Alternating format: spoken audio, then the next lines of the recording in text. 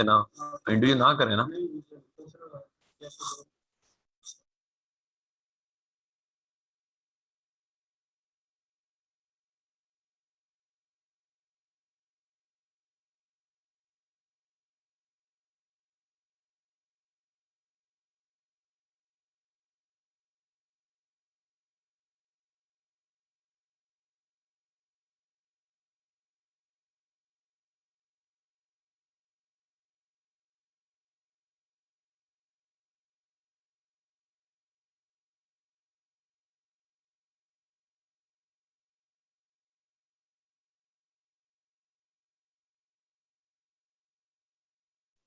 बिस्मिल्लाहिर्रहमानिर्रहीम, अस्सलाम वालेकुम।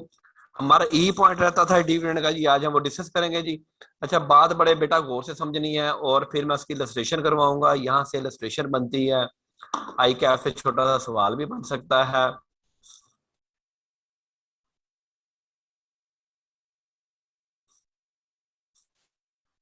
Any payment made by a private company as defined in the company's ordinance or company's act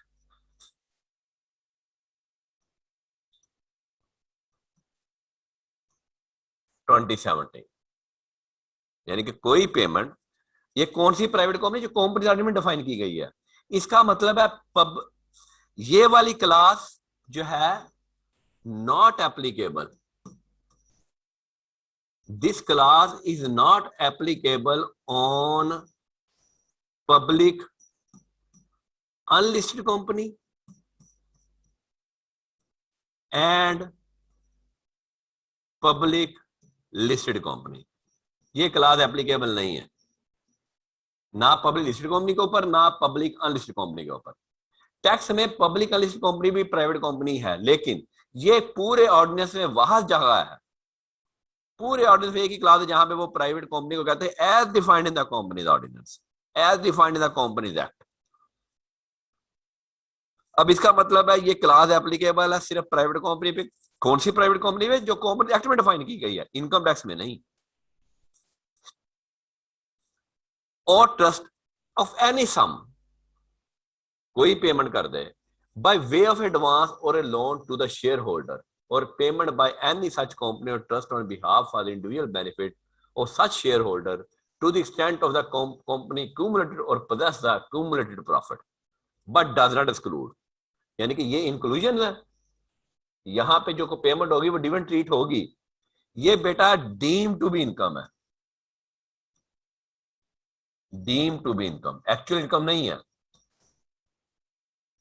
अगर एक private company अपने किसी शेयर होल्डर को कोई एडवांस देती है, या कोई ट्रस्ट अपने किसी बेनिफिशियरी को या उसके बनाने वाले को कोई एडवांस देता है, तो वो उसका डिविडेंड ट्रीट हो जाएगा। अब एडवांस की एंट्री डालें तो advance to bank, shareholder entry डालेगा bank payable to company, bank payable to company. तो ये इनकम तो नहीं है। एक तरफ करंट एसेट बुक हो रहा है, एक तरफ लायबिलिटी बुक हो रही है शेयर होल्डर के हाथ में। लॉ कहता है जी नहीं जनाब, अगर प्राइवेट कंपनी अपने शेयर होल्डर को कोई एडवांस देती है तो हम डिविडेंड ट्रीट करते हैं। अब मैं इसकी और ये बड़ी इंपॉर्टेंट बात है कि possess accumulated profits, possess accumulated profits. लें जी, अब मैं इसकी इलस्ट्रेशन करता हूं जी, प्लेन पेज पे। मैं बैलेंस शीट बना रहा हूं जी एक कंपनी की, ABC private limited, OSC ordinary share capital और OSC ordinary share capital. Mister A, mister B दो शेयर होल्डर है, दोनों को लाख लाख रुपए है जी, को क्यूमुलेटेड प्रॉफिट्स हैं 3 लाख रुपए है जी, 5 लाख रुपए यार इक्विटी हो गया।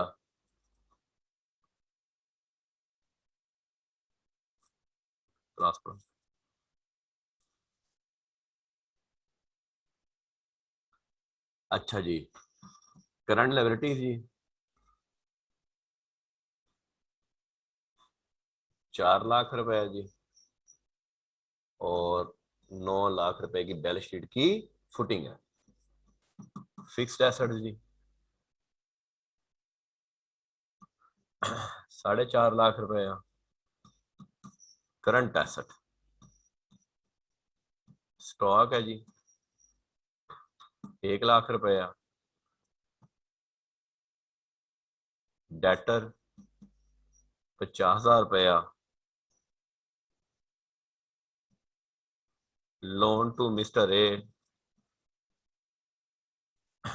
2 लाख रुपया।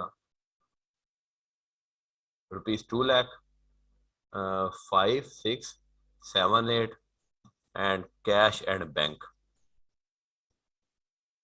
1 lakh rupees, and the total will be the 9 lakh rupees.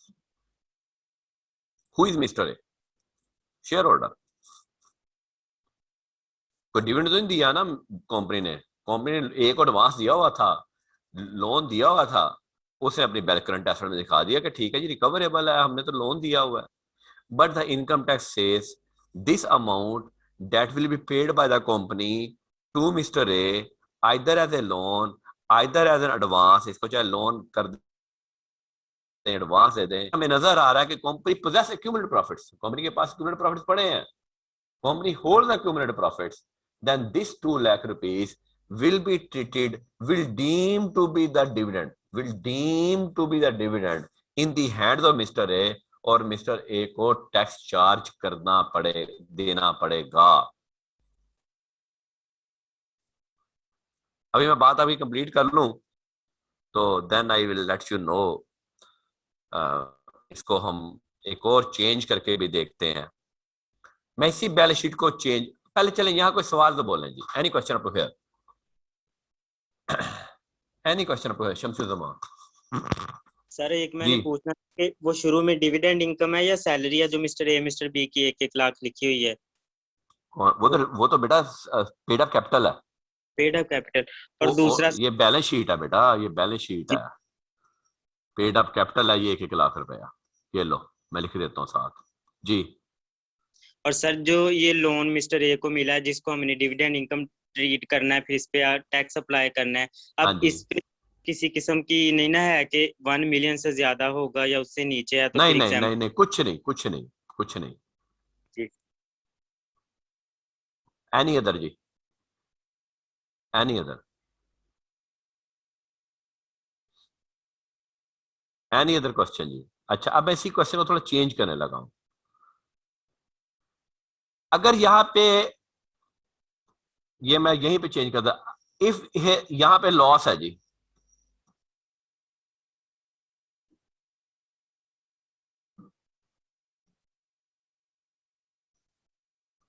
यहाँ पे लॉस है, अज्यूम कर लें यहाँ पे 1 लाख रुपीस लॉस है,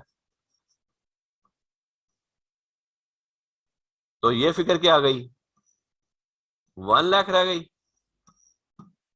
अब बैलेंस शीट जरा टैली करनी है ना, और तो अच्छा, और यहां पे अल्टीमेटली अज्यूम कर लें कि यहां पे 8 लाख आ गया, and this is a balance sheet.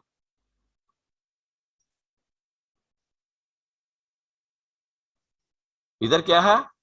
Loss है बेटा, और इधर मिस्टर ए को लोन भी दिया हुआ है।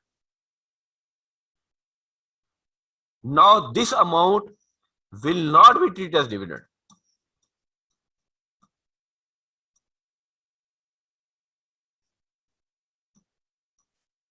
ये अमाउंट डिविडेंड ट्रीट नहीं होगी। वाई?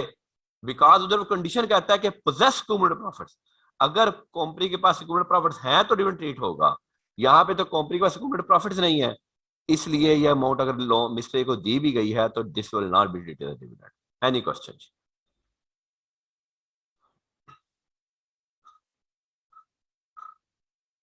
एनी क्वेश्चन और एनी कंफ्यूजन? अब वो 3 लाइनें दोबारा पढ़ लें, वापस आइएगा प्लीज जरा। Any payment by a private company as defined in the Companies Ordinance 1994 or Company as 2017 or a trust or in sum whether as a profit of assets or trust or otherwise by way of advance loan to a shareholder or any payment by any such company on trust behalf, या वो किसी third person को कर दे for the benefit of the share holder, यानी वो कहे जी मैंने शेयर होल्डर को पेमेंट तो नहीं की, शेयर होल्डर के बेटे को पेमेंट कर दी है, तो वो शेयर होल्डर का बेनिफिट बन गया। और any such shareholder to the extent to which the company or trust in either case possess accumulated profit तो डिविडेंड ट्रीट होगा। ये देखें आप बुक्स की एंट्री देखें तो कंपनी के हिसाब से करंट एसेट है, शेयर होल्डर के हिसाब से ये लायबिलिटी है, लेकिन कानून ने क्या कह दिया, deem to be income. Any question?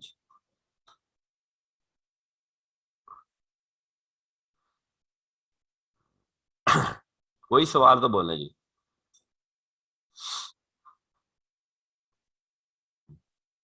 नहीं, आगे चलते हैं जी। अच्छा जी, अब इसकी एक्सेप्शन आ गई।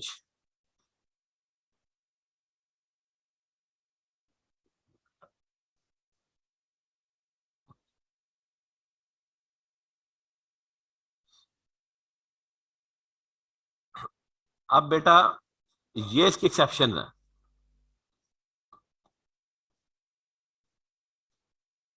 ये सवाल 3 दफा एग्जाम में आया हुआ है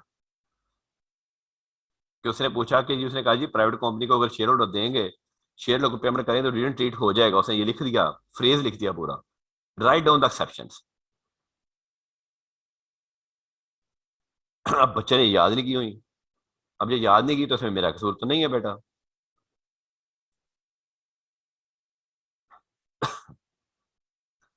A distribution made in accordance with class C or D in respect of any share or full cash consideration or redemption of debenture stock where the holder of the share debenture is not entitled in the event of the liquidation to participate in the surplus assets। आपको याद होगा कि हमने company law में पढ़े थे classes of share holder, शायद आपको याद हो, गलती से, मुश्किल ही है वैसे तो, क्लासेस ऑफ शेयर होल्डर।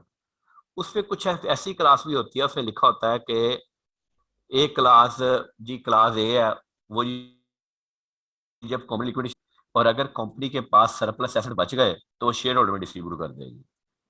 अच्छा, जो क्लास बी है जी, उसको अगर हम कंपनी लिक्विडेशन में जाएगी तो उसको जो सरप्लस एसेट्स बचेंगे तो वो उसको डिस्ट्रीब्यूट नहीं होंगे। अब ये बात हो रही क्लास बी की, कि अगर आपकी ऐसी क्लास बी है जिसको आपने लिखा हुआ है कि जी लिक्विडेशन में आपको वो जो उसकी सरप्लस एसेट में से कोई हिस्सा नहीं मिलेगा, अगर आप उसको लोन देते हैं तो वो डिविडेंड ट्रीट नहीं होगा। A distribution made in accordance with class C or B in respect of any share of full cash consideration or redemption of debentures or debenture stock where the holder of the share or debenture is not entitled in the event of the liquidation to participate in the surplus assets। अगर हम लिख दिया है कि जी mister D जो है, हम किसी एक शेयर होल्डर की बात कर रहे हैं कि अगर एक कंपनी लिक्विडेशन में चली गई, उसको सरप्लस एसेट में हिस्सा नहीं मिलेगा, तो जनाब अगर आप उसको लोन देते हैं तो उसको आप डिविडेंड ट्रीट नहीं करेंगे।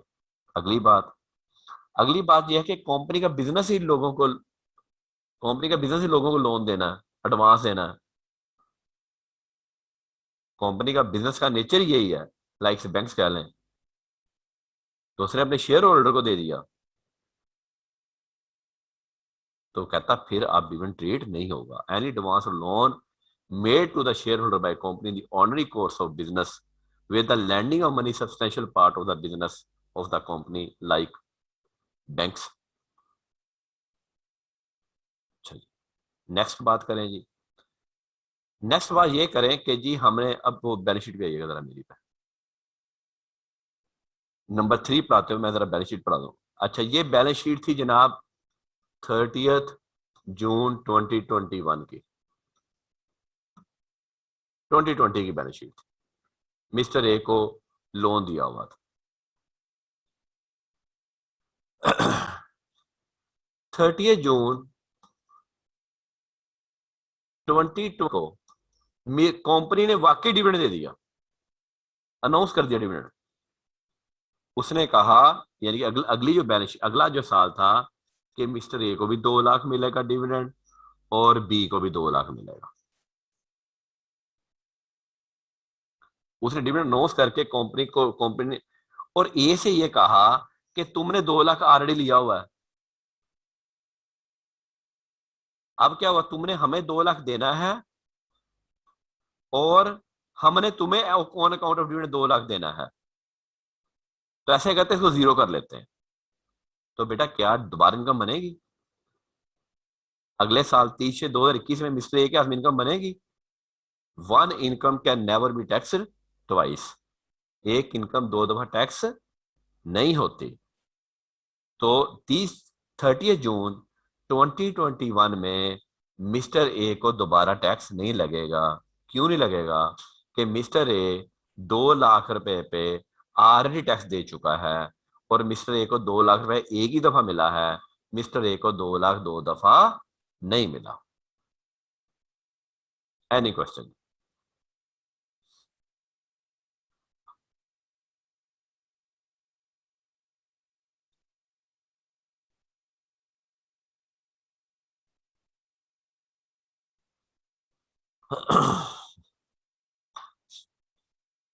Any question?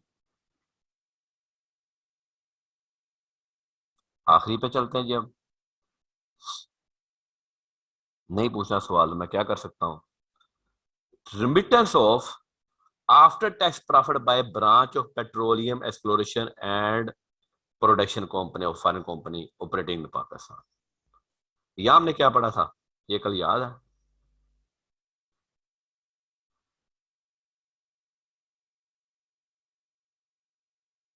प्लेन पेज पे है जी कल, फिर बात समझाऊं। अब ये पीछे ही है, नहीं नहीं पीछे ही है। अब मैं इसको और इसको एक्सप्लेन करने लगा हूं। चलें जी। तो कल हमने बात की थी कि यूके की कंपनी है, वो ट्रेडिंग करती है, अज्यूम कर लें। उसने पाकिस्तान में ब्रांच बनाई, ब्रांच इन पाकिस्तान, ट्रेडिंग है किसी भी चीज की। एक यूएसए की कंपनी है, उसने भी पाकिस्तान में ब्रांच बनाई, और ये कंपनी है पेट्रोलियम एक्सप्लोरेशन की कंपनी है। इसका काम क्या है? पेट्रोलियम एक्सप्लोरेशन की कंपनी है। इसकी सेल्स, इसकी भी सेल्स है। Cost of sales, cost of sales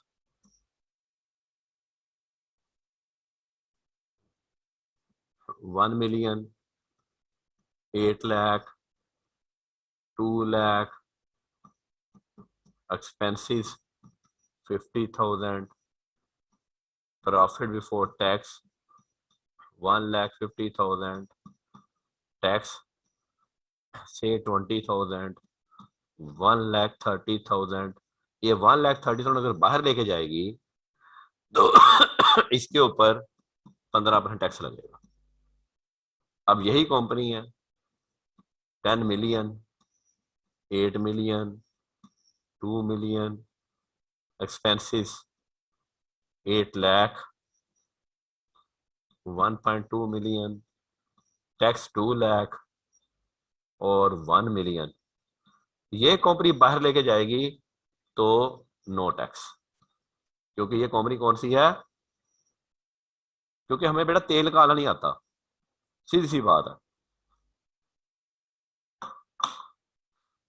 जैसे सऊदी अरब में तेल ही तेल है और बदुओं को तेल निकालना नहीं आता, उसको अमेरिका आग निकालता है। तो इसलिए हमें उसको टैक्स एग्जम्पशन देना पड़ी। एनी क्वेश्चन जी?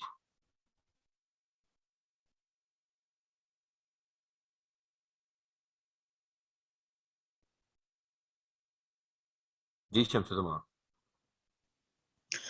सर मतलब ये इसका नतीजा ये है कि अगर कोई पेट्रोलियम के अलावा कोई भी कंपनी पैसे लेके जाती है तो वो टैक्स देगी, वो और अगर टैक्स कोई देके जाए। हाँ या वो पेट्रोलियम नहीं वाली होगी तो वो टैक्स के बगैर भी जा सकते पैसे लेंगे। थी। और सर ठीक वो है। जैसे पिछले साल में हमने वो 2 लाख लोन वाला उसको डिविडेंड इनकम हाँ दिया था उसके हाँ। लिए, फिर अगले हम्म। साल 2021 में दोबारा जब वो 2 लाख मिला तो टोटल डिविडेंड तो 4 लाख नहीं हो नहीं गया, तो नहीं फिर नहीं नहीं, उसको ये नहीं कहा, उसको कहा 2 लाख हमने ऐलान कर दिया, पिछला जो तुमने 2 लाख लिया था हमने एडजस्ट कर लिया तुम्हारे पेबल के अगेंस्ट। तो क्या फिर उसको रिवर्स करना है? हाँ जी, रिवर्स कर दिया ना फिर। उसका फिर टैक्स भी माइनस करना है? नहीं,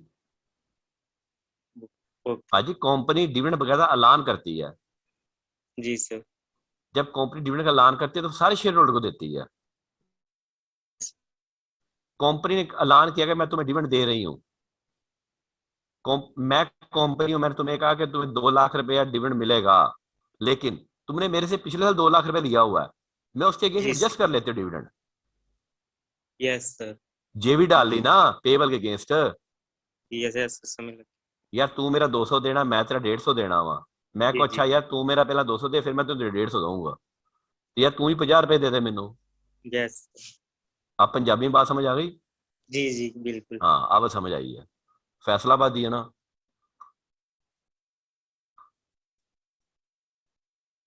चले जी, को एनी अदर क्वेश्चन जी?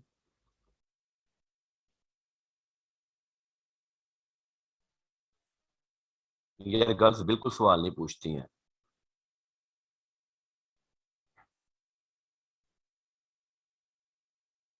इसरा कैसे आप मैनेज करेंगे, मुझे समझ नहीं आती है। आपका टेस्ट आ जाएगा जी 3 चैप्टर्स का जी, property, capital gain and other sources, और मोस्ट प्रॉब्ली थर्सडे को।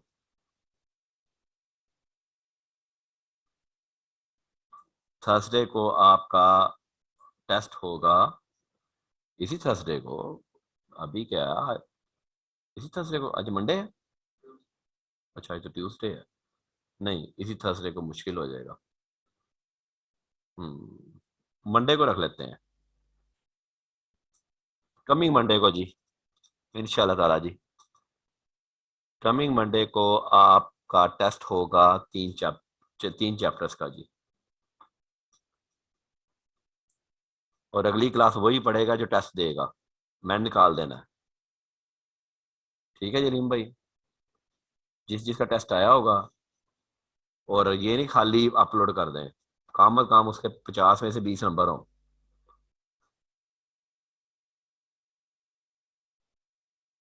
चलें जी आगे चलें जी, अब हम जी इनकम हम 10 से हमारा खत्म हो गया जी।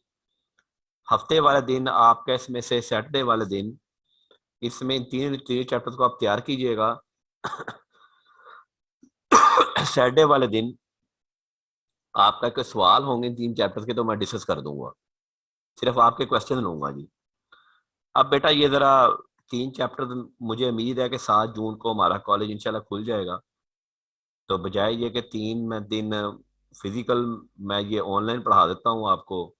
ये इसमें 10 नंबर का सवाल आता है, 3 चैप्टर्स को आप 3-4 दफा पढ़ लेंगे तो मेरा ख्याल है कि वो 10 नंबर का सवाल आप लिख सकते हैं। ये मैं डिस्कस कर देता हूँ, आपने पढ़ लेना है। कोई सवाल होगा तो कल हम डिस्कस कर देंगे, कल हम चैप्टर 3 डिस्कस करेंगे, परसों हम चैप्टर 2 डिस्कस करेंगे, फिर हम बेटा पढ़ेंगे इनकम फ्रॉम बिजनेस इंशाल्लाह, बशर्ते जिंदगी। जुमेरात को हम, सॉरी आज ट्यूसडे है, फ्राइडे को हम इनकम फ्रॉम बिजनेस शुरू करेंगे। अच्छा, सिस्टम ऑफ टैक्सेशन पाकिस्तान है जी। आपको पता है, आगे चलिएगा जरा इसको, डेफिनेशन ऑफ टैक्स है जी, टैक्स पे बेटा का कानून अप्लाई होता है जी। गवर्नमेंट ने टैक्स से ही जो है वो आपके टैक्सी से रेवेन्यू इकट्ठा करना है। इन्हीं टैक्सी से गवर्नमेंट ने पब्लिक प्रोजेक्ट्स करने हैं, ब्रिज बनाने हैं, सड़कें बनानी हैं, डैम बनाने हैं, तो इसलिए टैक्स जो है वो हर मुल्क में कंपलसरी है।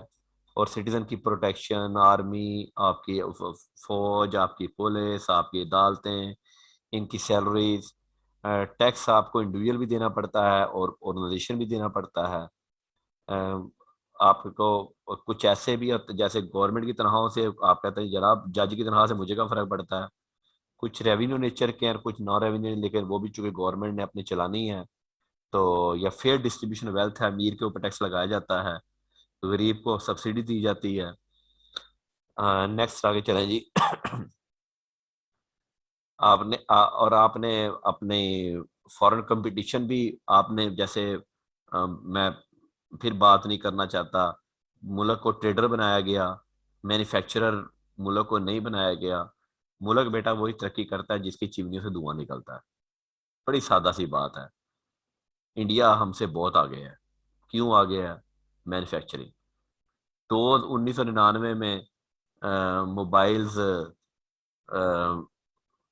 इंपोर्ट हो रहे हैं, आज भी मोबाइल इंपोर्ट हो रहे हैं। चाइना, पाकिस्तान, इंडिया में कई फैक्ट्री है मोबाइल्स की।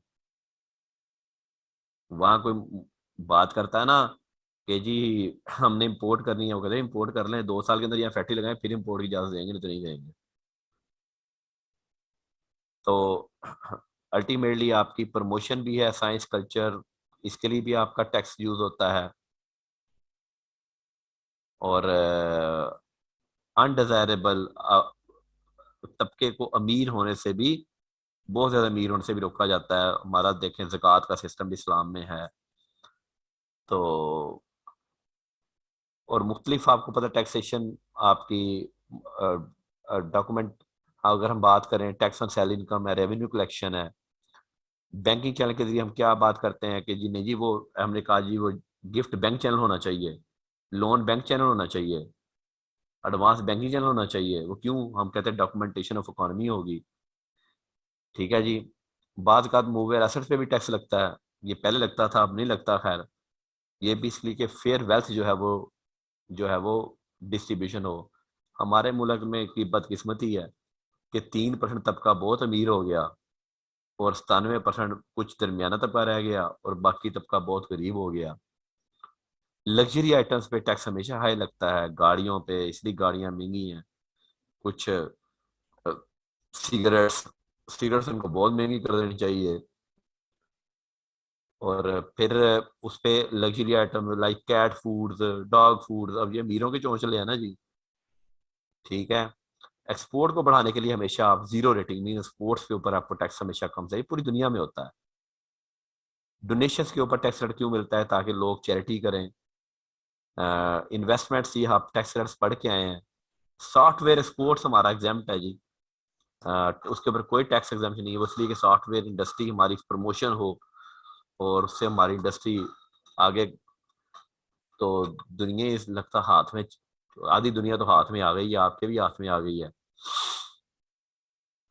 और अब इंडिया का देखें, इंडिया का बहुत ज्यादा कंट्रीब्यूशन सॉफ्टवेयर में हम सॉफ्ट पूरी दुनिया में जो सॉफ्टवेयर डेवलपमेंट होती है 50% अकेला इंडिया करता है। असं एवं कही जाने इंडिया ना मुकाबला India India as an economy wise India बहुत स्ट्रॉन्ग है। आगे चलें जी। मीन्स ऑफ डेवलपमेंट, हमेशा हायर को हायर टैक्स लगाया जाता है, लोअर को लो टैक्स लगाया जाता है। एग्जम्पशन भी दी जाती है टैक्स में। एग्जम्पशन इसलिए दी जाती है, जैसे ये हमारा ये सैया वाला में, ये आपको पता है यहाँ फैक्ट्रीज लगी हुई हैं, या 10 साल की टैक्स एग्जम्पशन है। 10 ईयर्स पे टैक्स नहीं लेना। वो इसलिए कि ठीक है यार, इंडस्ट्री लगेगी, इंडस्ट्री लगेगी, मैन्युफैक्चरिंग यहाँ पे होगी हमारा।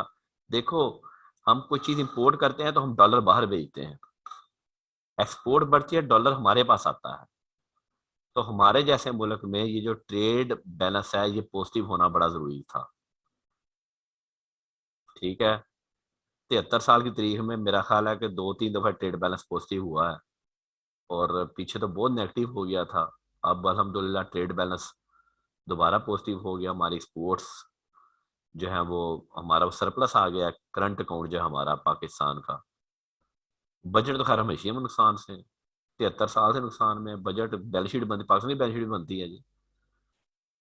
तो सिर्फ अयूब के दौर में एक दफा मेरा ख्याल है कि बजट पॉजिटिव हुआ था, वरना 73 साल से हम लोगों से कर्जे ही मांगते हैं। क्यों? यहाँ पे किसी ने, मतलब किसी में एग्रीकल्चर पे यहाँ तवज्जो नहीं दी।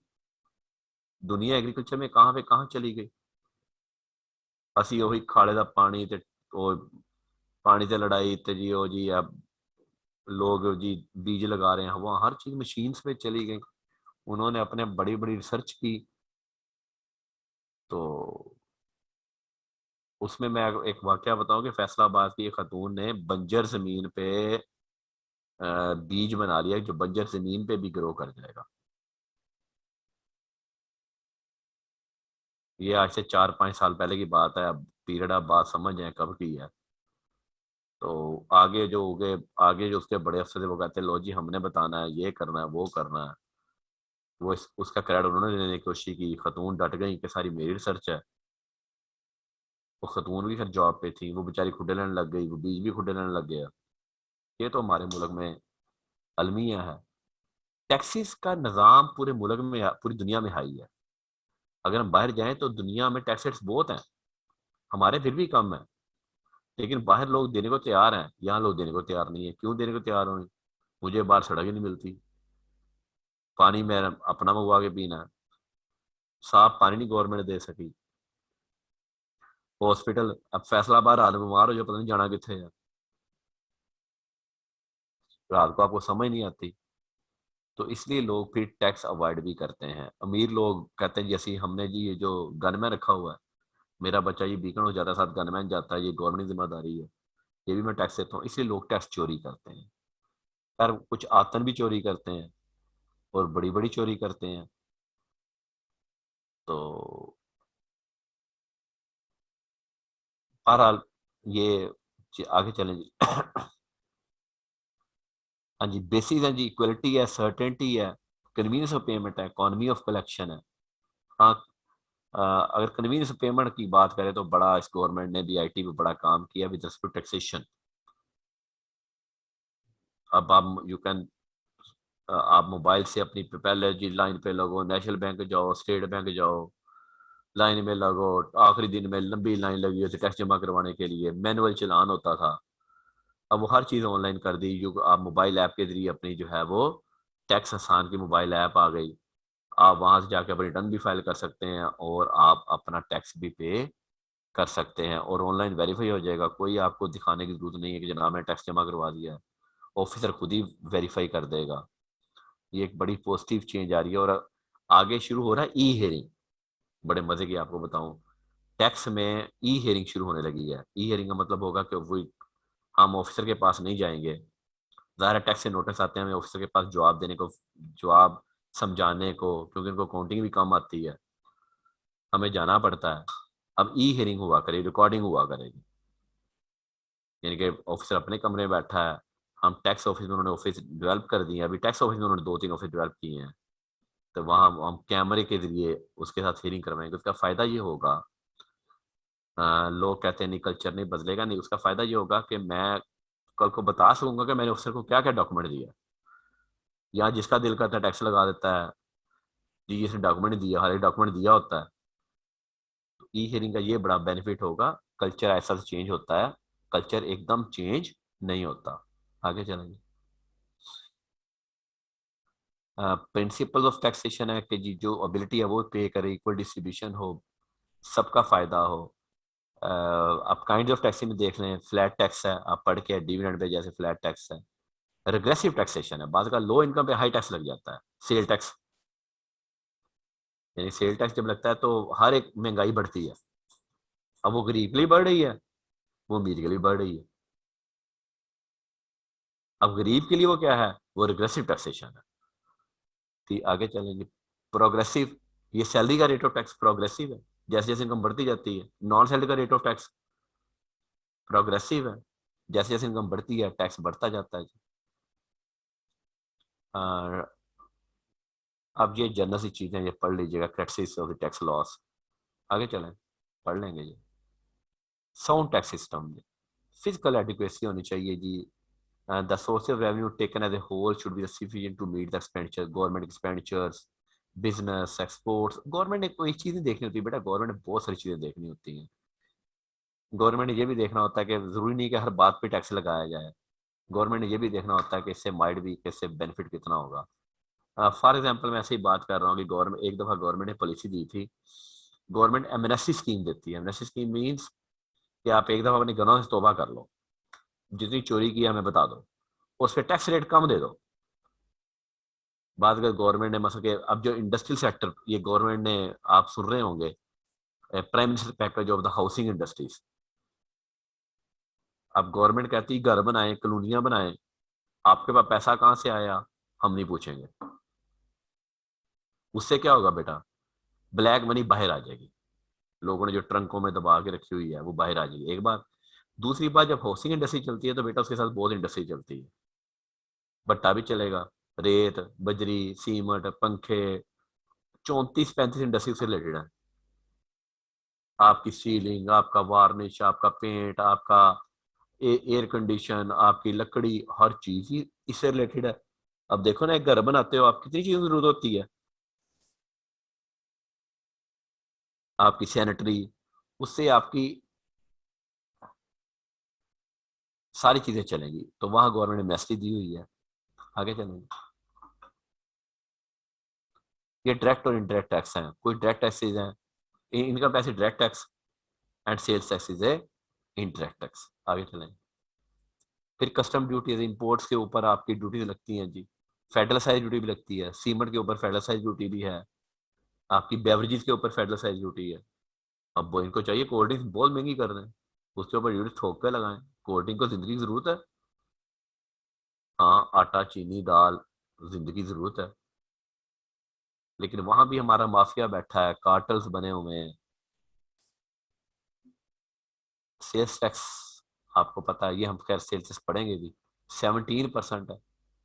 आगे चलो, हिस्ट्री और टैक्स में आपको पढ़ा चुका हूँ जी। लो जी, चैप्टर 1 खत्म हो गया जी।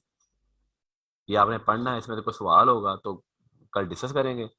कल हम चैप्टर 3 डिस्कस करेंगे, परसों हम चैप्टर 2 डिस्कस करेंगे। एनी क्वेश्चन जी? किसी का कोई सवाल है तो बोलेंगे। Any question? नहीं जी, खुदा हाफिज। Recording stopped.